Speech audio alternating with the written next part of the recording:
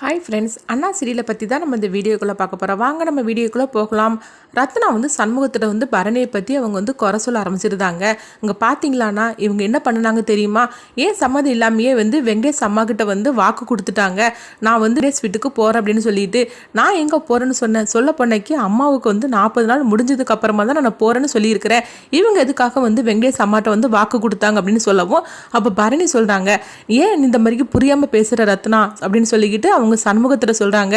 வெங்கடேஷோட அம்மா எந்த அளவுக்கு குறை சொல்ல வந்துட்டாங்க தெரியுமா? அது மட்டும் இல்லாமல் அக்கம் பக்கத்துலேயும் நம்மளுக்கு தெரியாமையே எல்லாம் தப்பு பேச ஆரம்பிச்சிட்டாங்க. சொல்ல போனக்கு ரத்னா கல்யாணம் முடிஞ்சதுக்கு அப்புறமா அங்கே இருக்கிறதான மரியாதை, அதுதான் இங்கே எல்லாமே நடந்து முடிஞ்சு போச்சுல. சொல்ல போனக்கு 40 நாள் விசேஷத்துக்கு நீயும் வெங்கடேஷும் கலந்துக்கங்க. ஆனால் இப்போ நீ அங்கே போக வேண்டியதானே? நீ எத்தனை நாள் தான் இந்த வீட்டில் இருக்க முடியும்? அக்கம் பக்கத்தில் உங்களாம் என்ன மாதிரி தப்பாக பேச ஆரம்பிச்சிட்டாங்க தெரியுமா? வெங்கடேஷ் அம்மா சொல்றதுலேயே நியாயம் இருக்குல்ல அப்படின்னு பரணி சொல்லவும் அப்போ ரத்னா சொல்றாங்க, அங்க பாருங்க என் விஷயத்துல இந்த மாதிரிலாம் தலையிட்டு இருக்காதீங்க அப்படிங்கும் போது அப்போ சண்முகம் ரத்னாவை போட்டு திட்ட ஆரம்பிச்சிருந்தாங்க. என்ன இந்த மாதிரி நீ பேசிட்டு இருக்கிற? பெரியவங்க சொல்றதுல என்ன தப்பு இருக்குது? பரணி கரெக்டா தானே பேசிட்டு இருக்கிற அப்படிங்கவும் அப்போ ரத்னா சொல்றாங்க, நான் இந்த வீட்டுல எப்பவுமே இருந்துட மாட்டேன். சொல்ல போனக்கு நான் 40 நாள் முடிஞ்சதுக்கு அப்புறமா நான் போறேன்னு தானே சொல்றேன் அப்படிங்கிறாங்க. அப்ப பரணி சொல்றாங்க, என்ன அத்தை இறந்து போனதுல உனக்கு மட்டும் தான் துக்கம் இருக்கிறதா என்ன? எல்லாருக்கும் தான் துக்கம் இருக்குது. ஆனா எல்லாருமே அவங்கவுங்க வேலையை பார்க்கலையா என்ன? ஏன் அவங்க அண்ணன் கடைக்கு போகலையா? நான் தான் கிளினிக்கு போகலையா? அதே போலதான் வேற என்ன பண்ண முடியும்? நீ 40 நாளைக்கு நீயும் வெங்கடேஷும் விசேஷத்துக்கு கலந்துக்கங்க அப்படின்னு சொல்லவும் அப்போ சண்முகம் சொல்றாங்க, இவ இப்படிதான் பேசிக்கிட்டு இருப்பா, நீ அத்தையிட ஒரு நல்ல நாள் பாரு, நம்ம இவளை கொண்டு விட்டுட்டு வந்துடலாம் அப்படிங்கவும் அப்போ ரத்தனை கோவச்சிக்கிட்டு போறாங்க. அவ கோவச்சிக்கிட்டு தான் இருப்பா, ஆனா நம்ம அங்க கொண்டு விட்டுற வேண்டியதான் அப்படிங்கவும் சரி அவளை வெறுங்கலத்தோடு எப்படி நம்ம விட முடியும்?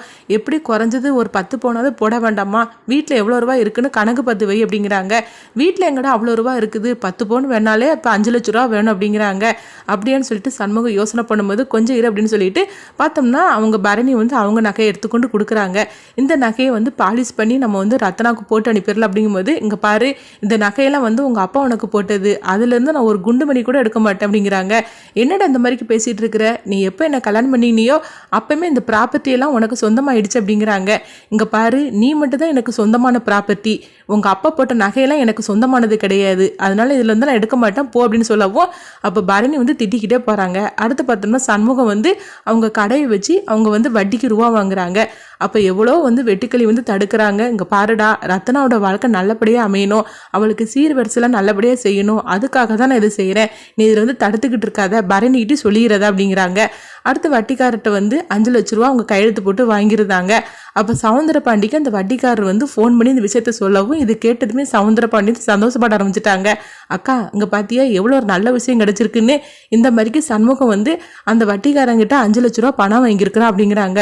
இவனை பழி வாங்குறதுக்கு இப்போ நல்ல சந்தர்ப்பம் அப்படிங்கும்போது இப்போ என்ன பண்ண போற அப்படிங்கவோ, அதான் நீ ஒரு வயிறு அட்டிகையை வச்சிருக்கிறியே அதை தா அப்படிங்கிறாங்க. அது எதுக்கு நான் உனக்கு தரணும் அப்படின்னு சொல்லும் போது அதை வச்சுதான் இவன் கதையை நான் முடிக்க போறேன் அப்படிங்கும்போது நீ என்ன சொல்றன்னு புரியல, ஆனா நான் அதை தரமாட்டேன் அப்படிங்கிறாங்க. இங்க பாரு அவனை பழி வாங்குறதா நம்மளோட ரெண்டோரைய நோக்கமே, அதனால இந்த வயிறு அட்டிகையை வச்சுதான் அவனை பழி வாங்கணும், அதை போய் எடுத்துட்டு வா அப்படின்னு சொல்லவும் வேற வழி இல்லாம பாண்டியம்மாளும் அந்த வயிறு அட்டிகையை கொண்டு கொடுக்குறாங்க. சரி இதை வச்சு நீ என்ன பழி வாங்கும் அப்படின்னு சொல்லும் போது எப்படி இருந்தாலும் சரிதான், அவன் நகையை வாங்கிட்டு அவன் சாமி கால் மாட்டில் வச்சு பூஜை பண்ணி தான் எடுத்துட்டு போவான். அப்படி எடுத்துட்டு போகும்போது அந்த நகையோட இந்த நகையை நான் கலந்துருவேன், அவன் தெரியாம அதை எடுத்துட்டு போயிடுவான், அதுக்கப்புறமா நான் போலீஸுக்கு ஃபோன் பண்ணிடுவேன். அப்போ என்ன ஆகும், இவன் நகையை திருடிட்டான்னு சொல்லிக்கிட்டு அவங்க போலீஸை இருந்து சண்முகம் அரெஸ்ட் பண்ணி கூட்டிட்டு போவாங்க அப்படிங்கிறாங்க.